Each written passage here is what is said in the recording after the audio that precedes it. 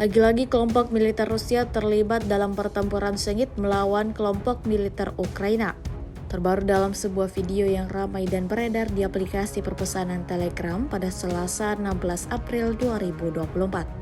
Pada awal video menampilkan aktivitas militer infanteri Ukraina yang berjalan dalam keadaan yang aman-aman saja.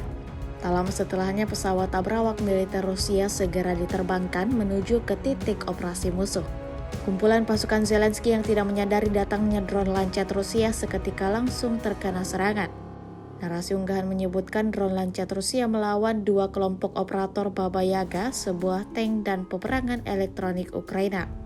Imbas insiden brutal ini, pasukan Volodymyr Zelensky menerima banyak kerugian paru di medan pertempuran.